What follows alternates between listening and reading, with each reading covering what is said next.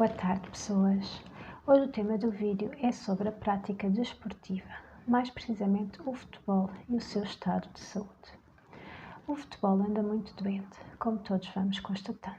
O futebol é uma modalidade desportiva com bons fins na sua origem, mas será que esses fins estão a ser praticados no dia de hoje? Todos sabemos que o desporto é saudável e complementa a nossa saúde física e mental. Mas será que o futebol praticado nos dias de hoje dá saúde a quem pratica e frequenta os espaços ou tira saúde? Terá o futebol de hoje o mesmo objetivo que a saudável prática desportiva?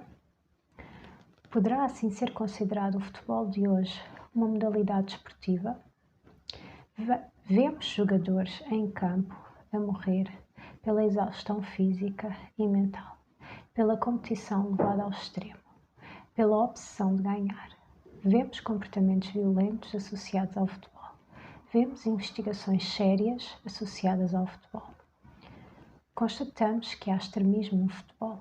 Todos sabemos que comportamentos obsessivos levados ao limite, ou melhor, ultrapassados todos os limites, não são comportamentos saudáveis.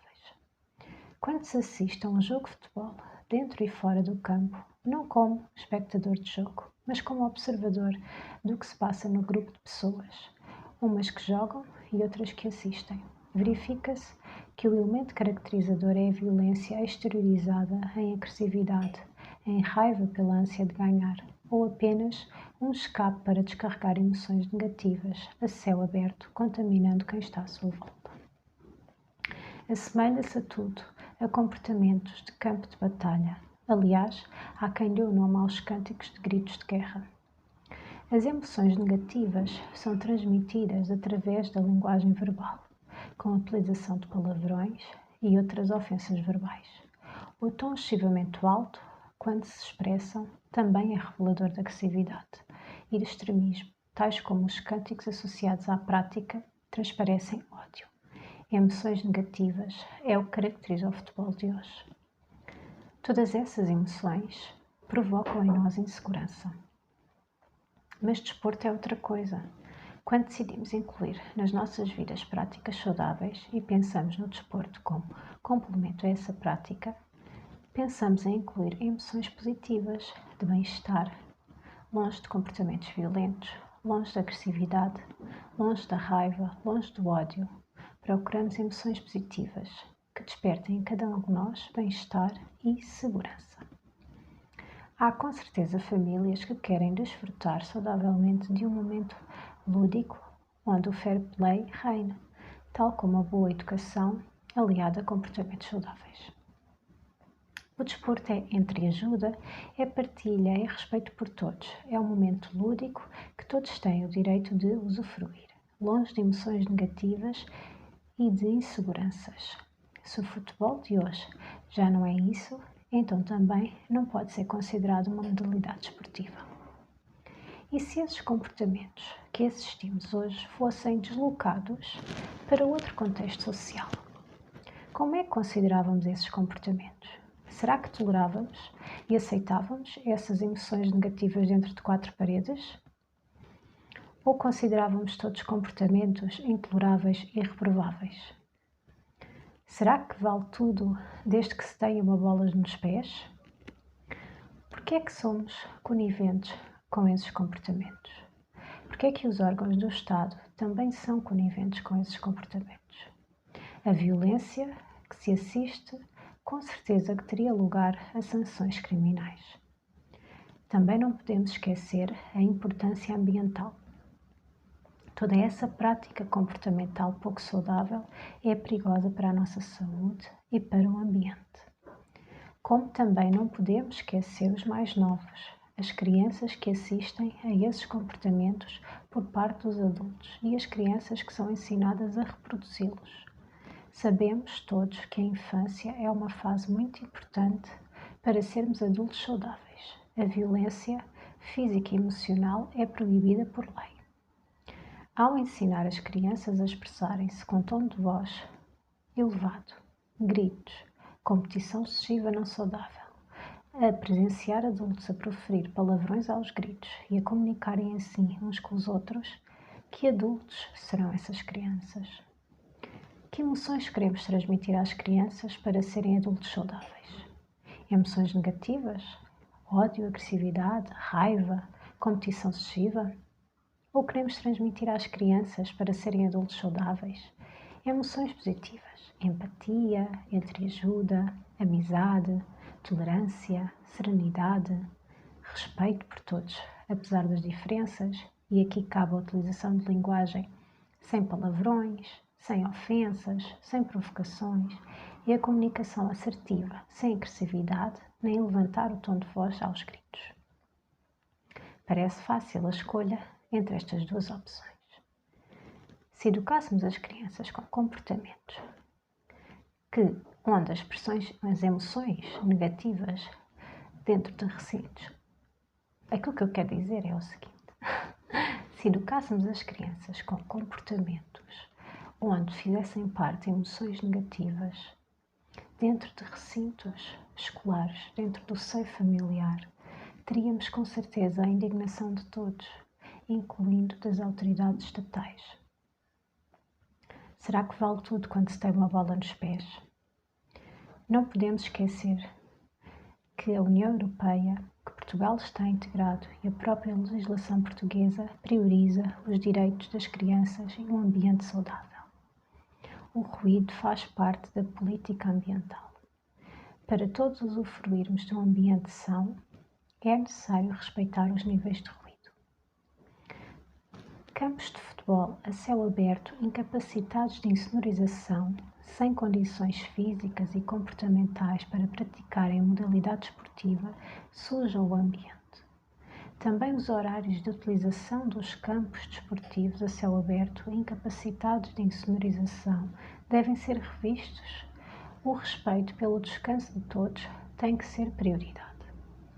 É urgente limites de horários compatíveis com o saudável ambiente. Será que um grupo desportivo, com todas as falhas detectadas, pode ser considerado um grupo desportivo com finalidade de boas práticas desportivas? Ou será uma camuflagem?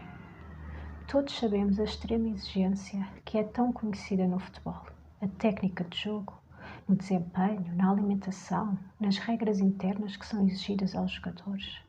Pergunto, por que é que não é utilizada essa extrema exigência na mesma proporção para a prática de boas condutas sociais para o aperfeiçoamento moral e cívico? Será a opção de ganhar patológica, ao ponto de não terem em conta limites impostos para a boa convivência de espaços partilhados? Se assim for, o futebol está muito doente e quem alimenta esses comportamentos e é conivente com eles está igualmente doente. Quero acreditar que ainda existem lugares onde o futebol é praticado como uma modalidade desportiva saudável, onde as emoções negativas não fazem parte da prática desportiva e onde é possível passar um momento agradável de boa convivência. O Grupo Desportivo de Loures já existe há mais de 100 anos. Imaginem. Fundado em Loures, podem ver os estatutos do clube no Portal da Justiça, onde consultam online as publicações dos atos societários e outras entidades. Vou deixar o link na descrição do vídeo e também do link que encontrei na internet após pesquisa, que tudo leva a crer que é do site do Grupo Desportivo de Loures pelas características que constam no site. Os estatutos publicados no Portal da Justiça em 29 de agosto de 2016 são possíveis de serem consultados. Já a sua alteração efetuada a 13 de setembro de 2016 não é possível porque o documento não foi publicado no Portal da Justiça. Mas o site do Grupo Desportivo de Loures publica os estatutos. E o artigo 4º dos estatutos do Grupo Desportivo de Loures, intitulado como fins, diz o seguinte, o número 1. Portanto, que o grupo Desportivo de Loures tem como fim promover a prática desportiva em qualquer modalidade, bem como proporcionar aos seus associados meios de convívio especial, desportivo e cultural. Pergunto quais são as variedades oferecidas de modalidade esportiva por este grupo. Quando se consulta o site oficial do grupo, oficial derivado de todas as suas características que leva a crer, não se vê variedade de modalidades desportivas. O número 2 do mesmo artigo diz o seguinte: a criação de escolas de preparação inicial e especializada dos praticantes das referidas modalidades. O Grupo Esportivo de Loures cria escolas. Tem aqui uma componente educacional. Comportamentos exteriorizados em emoções negativas não são compatíveis com a vertente educacional. Comportamentos que transmitem através da linguagem verbal e física, como, exemplo, a utilização de palavrões e outras ofensas verbais, o tom excessivamente alto quando se expressam, revelador da agressividade, raiva ou cânticos que incitam ao ódio e à intolerância associados à prática. Todos os comportamentos que não transmitem acolhimento, bem-estar. Todos os comportamentos que não são compatíveis com as boas práticas desportivas. O número 3, ainda do artigo 4º dos Estatutos do Grupo Esportivo de Loures, diz o seguinte: quaisquer outros que contribuam para a consecução dos enumerados ou que, tornando-se convenientes, visem um melhor aperfeiçoamento moral, cívico, intelectual dos associados. A aproximação entre estes com o propósito de provocar ou fortalecer relações de amizade e solidariedade social e a exaltação permanente e cada vez maior do ideal que todos reúne sob o símbolo do clube. Está assim o Grupo Esportivo de Loures vinculado a fins, a objetivos de caráter positivo, de comportamentos saudáveis ligados a emoções positivas nos seus estatutos. Sendo que os estatutos são a base do grupo, terão os seus utilizadores associados de estar em harmonia com eles. Situação diversa é a incompatibilidade de caráter entre o grupo e os associados utilizadores. Nos estatutos do Grupo Esportivo de Loures não está refletido comportamentos ligados a emoções negativas. O Grupo Esportivo de Loures está localizado no centro da cidade de Loures, rodeado de edifícios, residências habitacionais, escolares e comércio.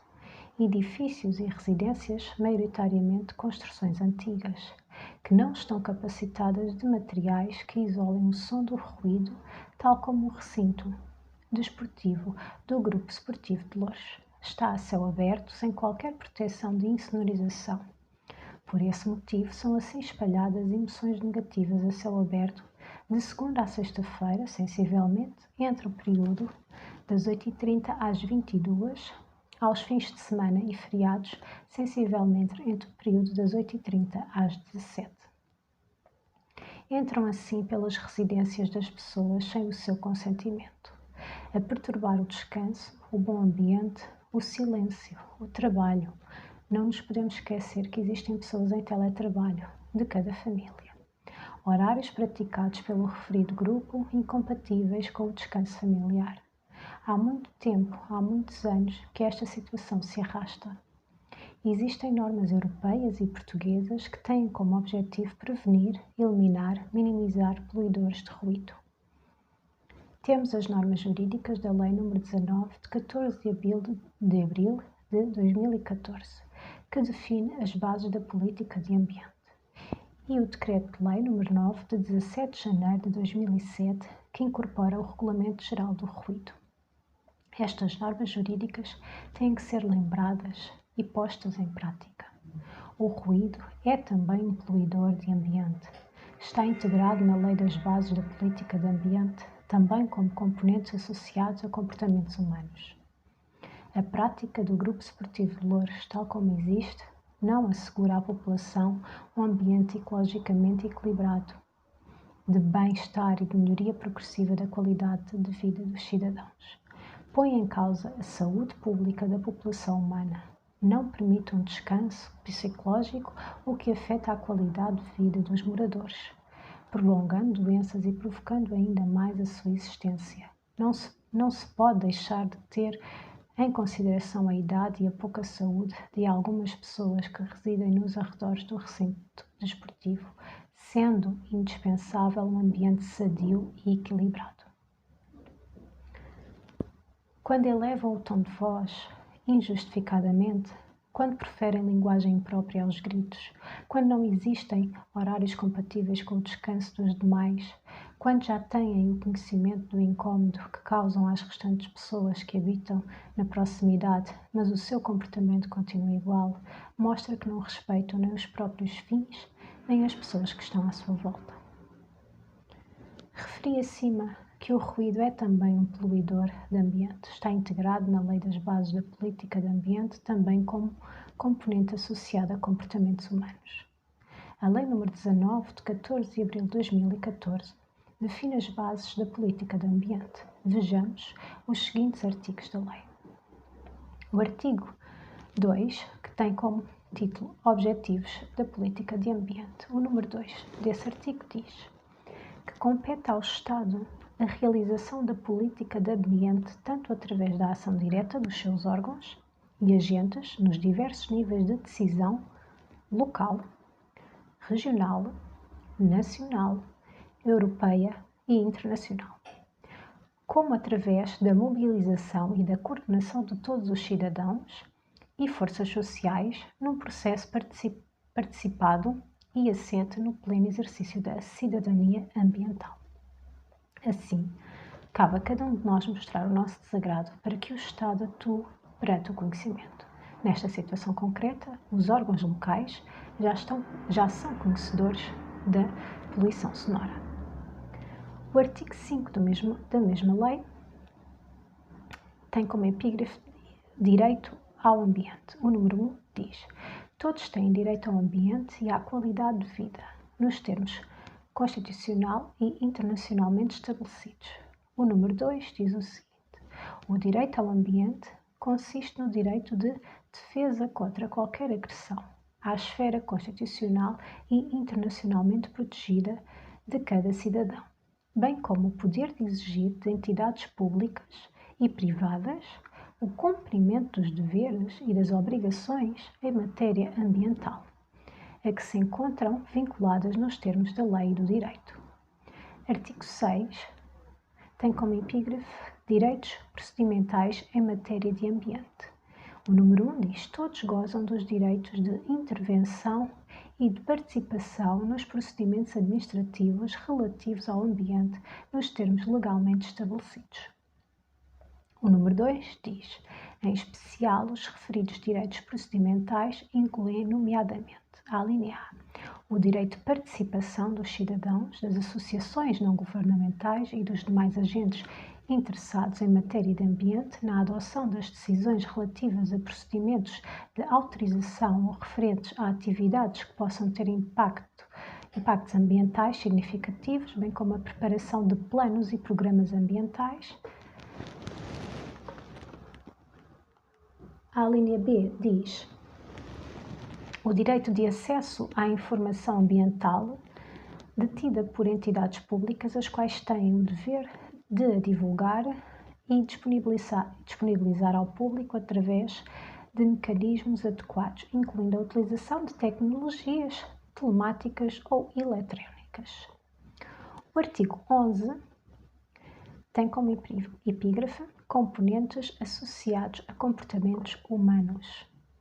Tem várias alíneas, entre delas a linha C, que diz: a redução da exposição da população ao ruído é assegurada através da definição e aplicação de instrumentos que assegurem a sua prevenção e controlo, salvaguardando a qualidade de vida das populações e a saúde humana. O artigo 13, que tem como epígrafe transversalidade e integração. O número 1 diz que a transversalidade da política de ambiente impõe a sua consideração em todos os setores da vida económica, social e cultural e obriga à sua articulação e integração com as demais políticas setoriais, visando a promoção de relações de coerência e de complementariedade.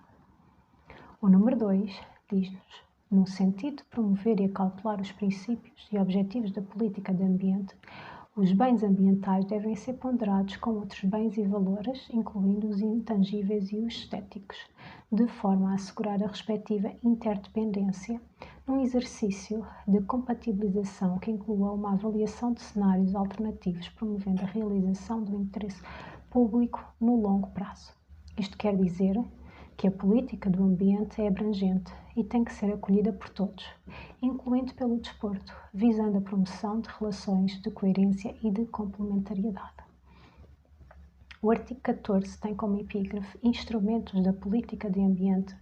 O número 1 diz-nos que a política de ambiente assenta, nomeadamente, em instrumentos de informação ambiental, de planeamento económico e financeiro, de avaliação ambiental, de autorização ou licenciamento ambiental, de melhoria contínua do desempenho ambiental e de controle, fiscalização e inspeção, os quais visam prevenir, reduzir e, na medida do possível, eliminar os impactos ambientais negativos. O número 2 diz: atentos à natureza e o caráter global das questões ambientais, os instrumentos da política de ambiente são desenvolvidos e aplicados de forma integrada com as demais políticas nacionais, regionais, locais ou setoriais, com vista à prossecução dos objetivos nacionais e dos compromissos internacionais assumidos por Portugal. O número 3 diz: os instrumentos da política de ambiente são submetidos a revisão numa base periódica ou sempre que o interesse público o justifique, sem prejuízo das disposições especiais previstas nos respectivos regimes jurídicos. O artigo 15, ainda da mesma lei, tem como epígrafe Informação Ambiental e diz-nos que a política de ambiente tem por base, ou melhor, conhecimento e informação disponíveis cabendo a sua garantia ao Estado. O número 2 diz-nos que a monitorização do estado do ambiente e a avaliação dos resultados das políticas nesta matéria obrigam a assegurar a recolha, o tratamento e a análise dos dados ambientais de forma a obter informações objetivas, fiáveis e comparáveis.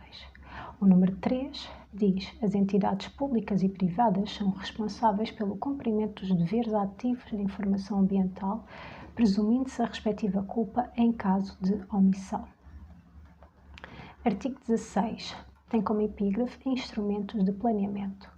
O número 1 diz-nos: constituem instrumentos de planeamento no âmbito da política de ambiente e do desenvolvimento sustentável as estratégias, os programas e os planos de âmbito nacional, regional, local ou setorial que fixam orientações, objetivos, medidas e ações, metas e indicadores e que determinam as entidades responsáveis pela sua execução e os financiamentos adequados. O artigo 18 tem como epígrafe Instrumentos de Avaliação, que diz-nos: os programas, planos e projetos públicos ou privados que possam afetar o ambiente, o território ou a qualidade de vida dos cidadãos estão sujeitos à avaliação ambiental prévia à sua aprovação, com vista a assegurar a sustentabilidade das opções de desenvolvimento. O artigo 19, que diz atos permissivos em matéria de ambiente, diz-nos o seguinte: que as atividades públicas ou privadas potencial ou efetivamente poluidoras ou ainda suscetíveis de afetar significativamente o ambiente e a saúde humana estão sujeitas a prévio licenciamento ou autorização nos termos da legislação aplicável. O artigo 21 tem como epígrafe Controle, Fiscalização e Inspeção. Diz-nos que o Estado exerce o controle das atividades suscetíveis de ter um impacto negativo no ambiente, acompanhando a sua execução através da monitorização, fiscalização e inspeção, visando nomeadamente assegurar o cumprimento das condições estabelecidas nos instrumentos e normativos ambientais e prevenir ilícitos ambientais. Artigo 22 tem como epígrafe Outros instrumentos. Os instrumentos referidos na presente lei não excluem os demais instrumentos, nomeadamente os do ordenamento do território, os estatutos de proteção de base territorial de bens ambientais, bem como os de política de transportes e política energética, devendo todos eles ser articulados e conjugados. Passamos agora para o Decreto-Lei nº 9 de 17 de janeiro de 2007, que aprova o Regulamento Geral do Ruído. O seu preâmbulo diz que a prevenção do ruído e o controle da poluição sonora visa a salvaguarda da saúde humana e o bem-estar das populações e constitui tarefa fundamental do Estado nos termos da Constituição da República Portuguesa e da Lei de Bases do Ambiente. O Decreto-Lei nº 9 de 17 de janeiro de 2007 sustenta a Diretiva Europeia e clarifica a articulação do novo Regulamento Geral do Ruído com outros regimes jurídicos, designadamente o da urbanização e da edificação e o da autorização e licenciamento de atividades. Esta norma jurídica introduziu alteração em diversos diplomas legais, permitindo assim a harmonia entre todas as normas com o objetivo de conferir coerência a um regime que se revela tão importante para a saúde humana e o bem-estar das populações. O Regulamento Geral do Ruído, que é parte integrante do Decreto-Lei nº 9 de 17 de janeiro de 2007, estabelece o regime de prevenção e controle da poluição sonora, visando a salvaguarda da saúde humana e o bem-estar das populações.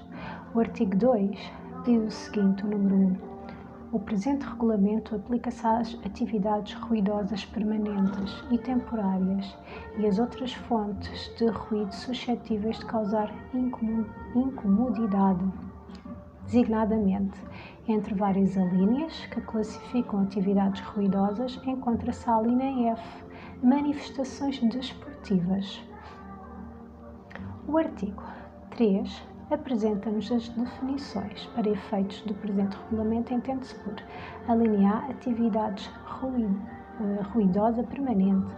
A atividade desenvolvida com caráter permanente, aquela que provavelmente estão a ouvir, ainda que sazonal, que produza ruído nocivo ou incomodativo para quem habite ou permaneça em locais onde se fazem sentir os efeitos dessa fonte de ruído, designadamente elaboração de estabelecimentos industriais, comerciais e serviços.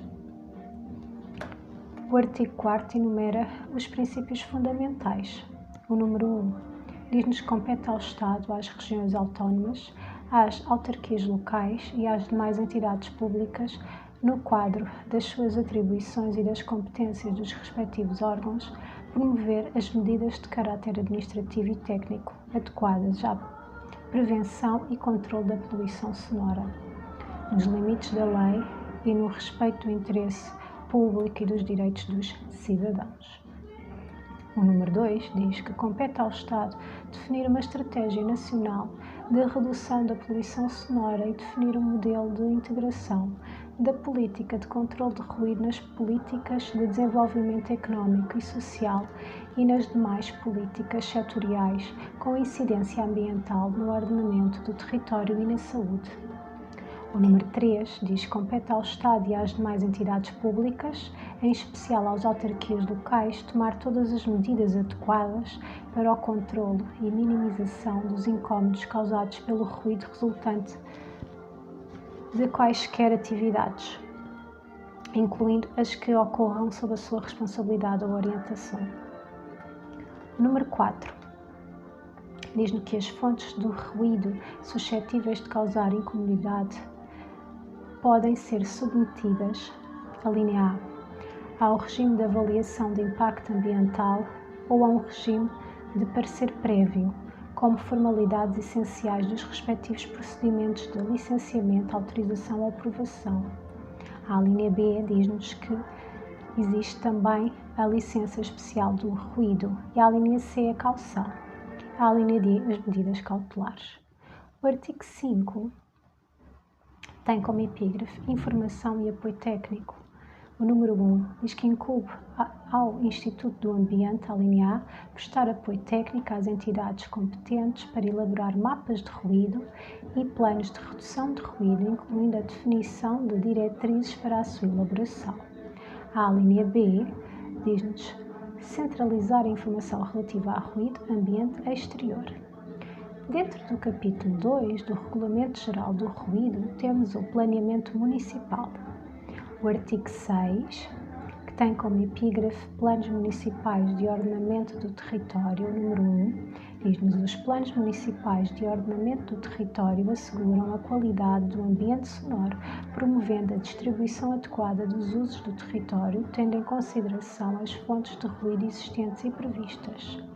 O número 2 diz que compete aos municípios estabelecer nos planos municipais de ordenamento do território a classificação, a delimitação e a disciplina das zonas sensíveis e das zonas mistas. O número 3 diz que a classificação de zonas sensíveis e de zonas mistas é realizada na elaboração de novos planos e implica a revisão ou alteração dos planos municipais de ordenamento do território em vigor. O número 4. Os municípios devem acautelar, no âmbito das suas atribuições de ordenamento do território, a ocupação dos solos com usos suscetíveis de vir a determinar a classificação da área como zona sensível, verificada a proximidade de infraestruturas de transporte existente ou programadas. O artigo 7 tem como epígrafe mapas de ruído, diz-nos como é que são elaborados os mapas de ruído. O artigo 8 tem como epígrafe planos municipais de redução de ruído e diz-nos como são elaborados esses planos.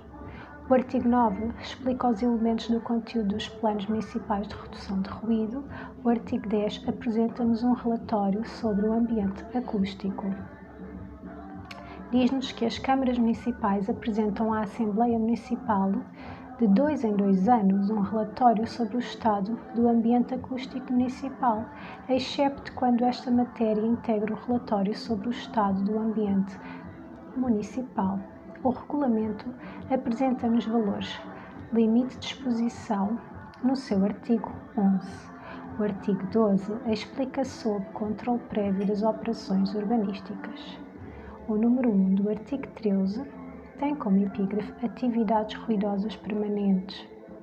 Diz-nos que a instalação e o exercício de atividades ruidosas permanentes em zonas mistas, nas envolventes, nas zonas sensíveis ou mistas, ou na proximidade dos receptores sensíveis isolados, estão sujeitas a cumprimentos específicos e enumera-os por alíneas. O número 2 apresenta-nos medidas necessárias que devem ser adotadas de acordo com o ruído produzido pela fonte do ruído. Os restantes números do artigo apresentam situações concretas e medidas para minimizar o ruído. O artigo 25 determina as prestações de caução aos agentes económicos que se proponham desenvolver com caráter temporário ou permanente atividades ruidosas, a qual é devolvida caso não surjam, nos prazos e condições nela definidos, reclamações por incomodidade imputada à atividade ou surgindo, venham a concluir-se pela sua improcedência.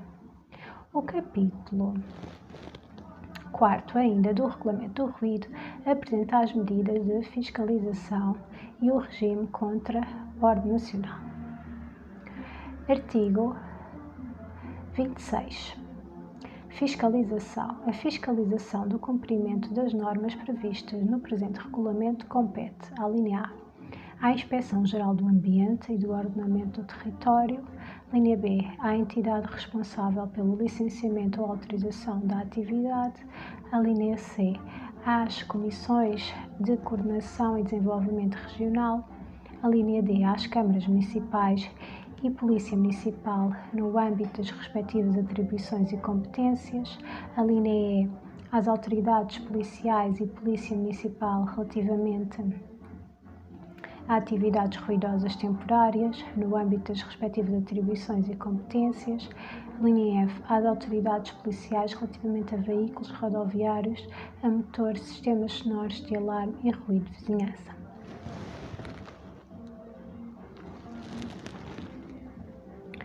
Artigo 27.